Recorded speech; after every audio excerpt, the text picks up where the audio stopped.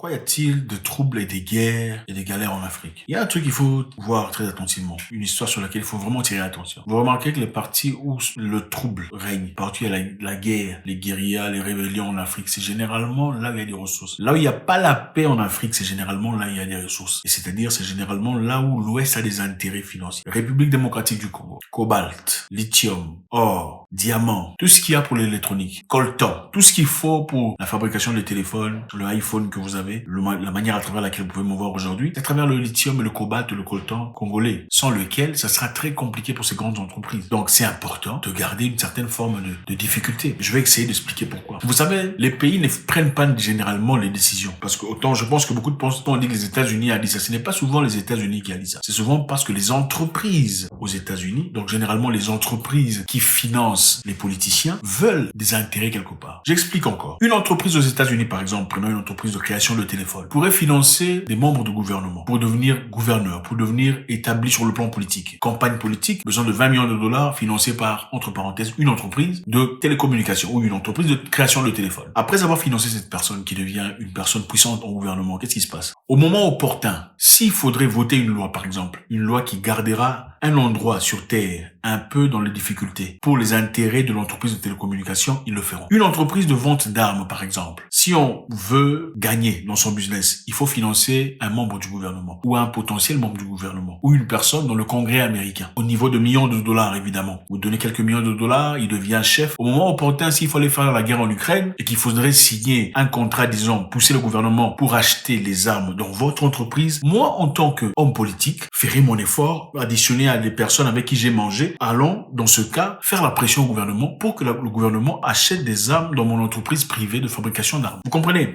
Donc, quand on dit que ce sont les pays qui envoient les armes, ce ne sont pas les pays qui envoient les armes. Ce sont les entreprises privées qui vendent leurs armes au gouvernement, qui revendent à un autre pays, qui finalement doivent être remboursés. Donc, c'est souvent pour les intérêts. Maintenant, rentrons à notre histoire. La guerre en Ukraine, on sait que c'est pour les intérêts, c'est clair. Il y a des gens qui en bénéficient, si pas directement les gens du gouvernement, les gens qui sont producteurs d'armes bénéficient. Lockheed Martin, Raytheon, Boeing, oui, Boeing fabrique les armes, oui, des missiles qui vont exploser les...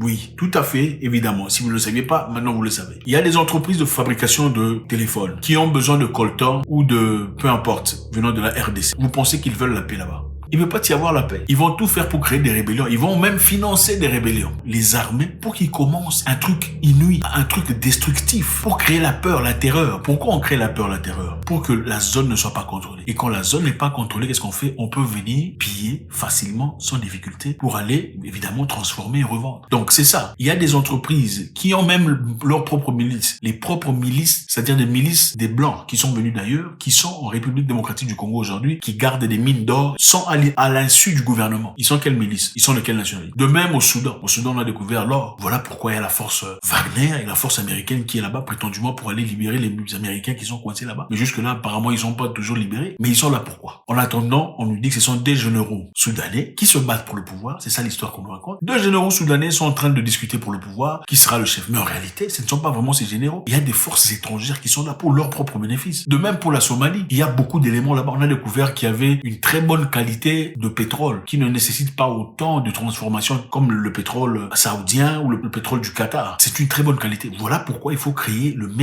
désordre pour avoir ses mains pour contrôler facilement ce qui se passe. Le même cas au Mali, le même cas au Burkina Faso. Nous, en tant qu'Africains, on doit comprendre. Personne ne veut le développement de l'Afrique. Celui qui développera l'Afrique, ce n'est pas l'FMI. Parce que l'FMI, Fonds monétaire international, n'a développé aucun pays. Donnez-moi le nom d'un seul pays qui a été développé à travers l'argent de l'FMI ou de la Banque mondiale. Ça n'existe pas. Un seul pays qui a reçu l'argent venant de l'FMI, de l'argent, un prêt complètement piégeux, qui a pu progresser et avancer. Ça n'existe pas. Et toutes ces personnes qui se sont opposées à ce prêt, qui sont que de pièges, en réalité, oui, le cas de Thomas Sankara qui disait clairement, si moi je refuse de payer ma dette, si moi je refuse de payer la dette du Burkina Faso, à la prochaine occasion, à la réunion ici, je ne serai pas, pendant qu'il parlait aux gens. Montrez cette vidéo. Écoutez Thomas Sankara. Nous estimons que la dette s'analyse d'abord de par ses origines. Les origines de la dette remontent aux origines du colonialisme. Ceux qui nous ont prêté de l'argent, ce sont ceux-là qui nous ont colonisés. Ce sont les mêmes qui géraient nos États et nos économies. Ce sont les colonisateurs qui endettaient l'Afrique auprès des bailleurs de fonds leurs frères et cousins. Nous étions étrangers à cette dette. Nous ne pouvions donc pas la payer. La dette, c'est encore le néocolonialisme où les colonisateurs se sont transformés en assistants techniques. En fait, nous devrions dire qu'ils se sont transformés en assassins techniques. Et ce sont eux qui nous ont proposé des sources de financement, des bailleurs de fonds internes que l'on emploie chaque jour, comme s'il y avait des hommes dont le bâillement suffisait à créer le développement chez les autres. Ces bailleurs de fonds nous ont été conseillés, recommandés. On nous a présenté des montages financiers alléchants, des dossiers. Nous sommes endettés pour 50 ans, 60 ans, même plus. C'est-à-dire que l'on nous a amenés à compromettre le peuple pendant 50 ans et plus. Mais la dette, c'est sa forme actuelle. Contrôlée, dominée par l'impérialisme. Une reconquête savamment organisée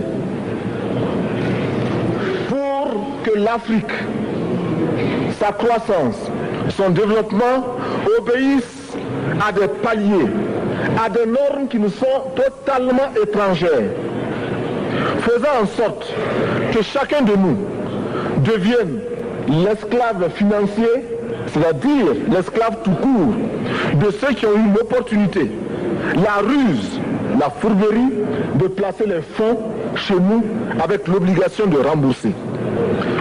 On nous dit de rembourser la dette. Ce n'est pas une question morale. Ce n'est pas une question de ce prétendu honneur que de rembourser ou de ne pas rembourser. Monsieur le Président, nous avons écouté et applaudi le Premier ministre de Norvège lorsqu'elle est intervenue ici même. Elle a dit, elle qui est européenne, que toute la dette ne peut pas être remboursée. La dette ne peut pas être remboursée. La dette ne peut pas être remboursée parce que, d'abord, si nous ne payons pas, nos bailleurs de fonds ne mourront pas. Soyons-en sûrs. Par contre, si nous payons, c'est nous qui allons mourir. Nous ne pouvons pas rembourser la dette parce que nous n'avons pas de quoi payer.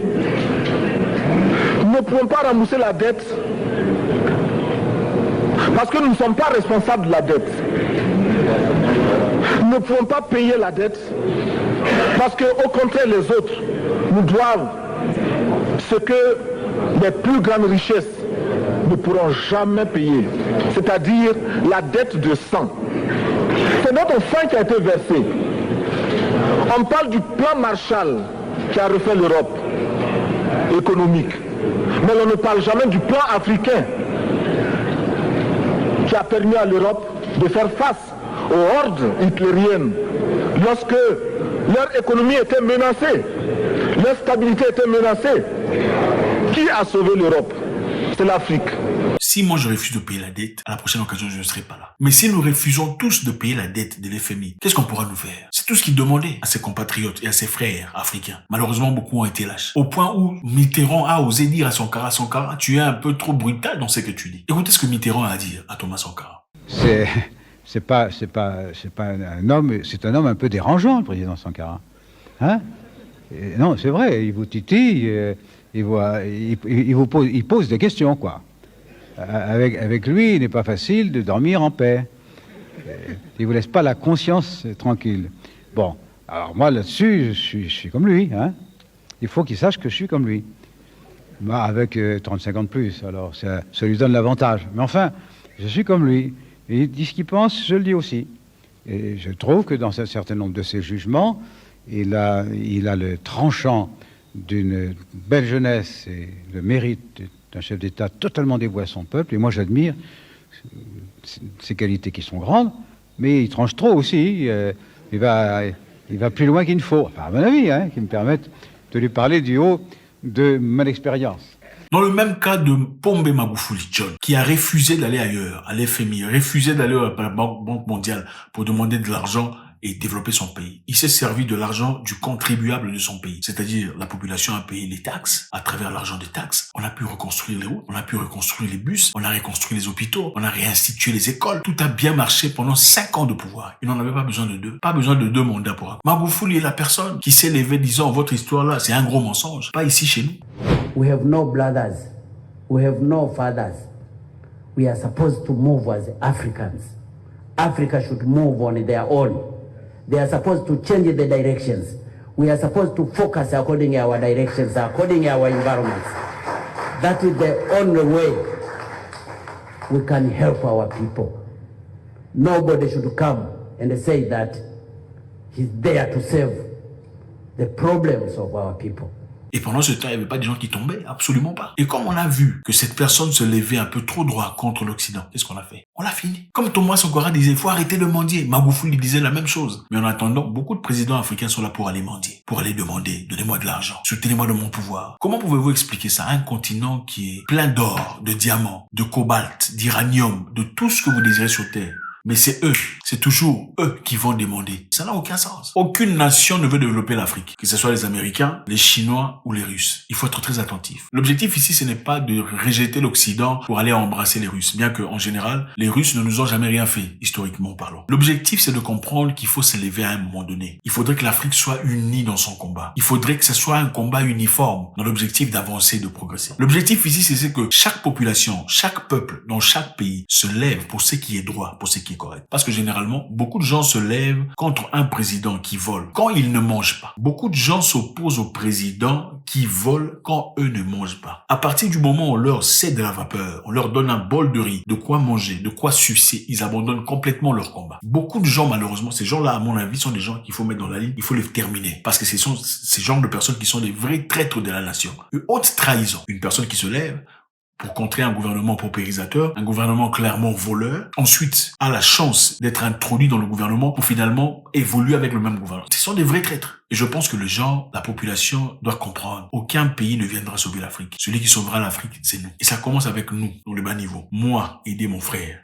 aider son frère, pour qu'on avance, pour qu'on soit dans une communauté uniforme, dans un combat unique. Toutes ces personnes qui ont été honnêtes au nom de l'Afrique ont été le président de la République démocratique du Congo à l'époque, monsieur Laurent Désiré Kabila, le monsieur qui a bouté hors du pays le président Mobutu à l'époque. Après avoir pris le pouvoir, il a catégoriquement refusé de recevoir de l'argent venant de l'Occident. Aussitôt arrivé au pouvoir, les entreprises sont venues le voir. On l'a sollicité des millions de dollars. Au nom de quoi? Au nom de rien. Il a dit non, je n'ai pas besoin de cet argent. Cet argent que vous pouvez donner, c'est pourquoi? Évidemment, eux, ils appellent ça lobbying. En Afrique, on appelle ça corruption, n'est-ce pas? Chez eux, c'est lobbying, mais en Afrique, c'est corruption. On est venu lui remettre de l'argent, il a refusé de prendre cet argent. On lui a demandé de prendre la dette pour évoluer le pays. Il a dit, il n'a pas besoin de dette. Nous avons tout ce qu'il nous faut ici sur place. Ils n'ont pas aimé ça. Donc, l'objectif général des pays occidentaux, c'est aller répandre le capitalisme frénétique. Pas un capitalisme qui gagne à tout le monde, mais un capitalisme, justement, qui profite à l'élite seulement. L'élite, c'est ceux qui ont beaucoup d'argent. C'est eux qui veulent profiter. C'est eux qui veulent contrôler. C'est eux qui veulent instituer tout ce que vous voyez comme système technologique, le AI qui bientôt sera implémenté avec la CDBC, qui est l'argent digital, à travers lequel on pourra facilement vous contrôler, vous bloquer quand c'est nécessaire. C'est l'élite qui est en train de pousser cette histoire. Kadhafi n'était pas attaqué parce qu'il avait fait du mal à son peuple. Non, absolument pas. Au contraire, il a fait beaucoup de choses pour son peuple. Il a développé son pays. Il a accordé à chaque Libyen une opportunité d'aller à l'étranger à chaque fois qu'il serait malade, en difficulté. Le gouvernement paierait son transport et ses soins à l'étranger gratos. Pour chaque Libyen qui s'est marié, on lui donnait 5 000 $ pour progresser, avancer, commencer sa famille. Chaque Libyen qui se mariait avait un appartement gratuit. Chaque Libyen qui décidait de commencer, se lancer dans l'agriculture, recevait de l'aide venant du gouvernement, un mentorship et des éléments des commissions, de l'ingénierie, commençait, travailler, évoluer. Mohamed Kadhafi, qu'on a traité de terroriste et de dictateur, est celui qui a irrigué son pays, qui était dans la sécheresse totale, prenant l'océan, des rives venant de l'eau, de l'océan, jusque dans l'intérieur du pays, créant ainsi un paysage vert. Mais on l'a accusé de dictature, d'un danger contre son peuple. Les Libyens sont les peuples qui ne payaient pas des taxes. Donc, 100 $ libyens qu'on donnait à un Libyen, c'était son 100 $. Tes 1000 $ sont tes 1000 $. Tes 100 000 $ t'appartiennent. Ce n'est pas comme